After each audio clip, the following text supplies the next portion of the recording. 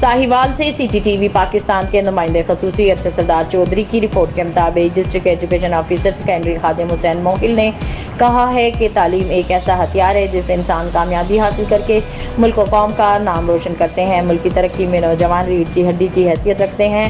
वो यहाँ bank of Punjab के ताउन से गवर्नमेंट इंगलिम्बिया हाई स्कूल नंबर 1 में स्कूल के बच्चों में मुफ्त यूनिफॉर्म तकसीम करने की तकरीब से खिताब कर रहे थे। इस मौका पर head master Mohammed Salim, bank staff और उस्ताद अकराम भी मौजूद थे। उन्होंने कहा कि बच्चे हमारा हाल ही नहीं बल्कि मुस्तकबिल हैं और उन्हें बुनियादी सहूलतों की फराहमी अव्वलीन तरजीह है। इस मौका पर DEO खादिम हुसैन मोहिल को स्कूल का विजिट कराया गया और इन्हें तालीमी सरगर्मियों के मुतालिक ब्रीफिंग दी गई। बाद अज़ां उन्होंने स्कूल के सब्ज़ाजार में पौधा लगाकर शजरकारी मुहिम का आगाज़ किया।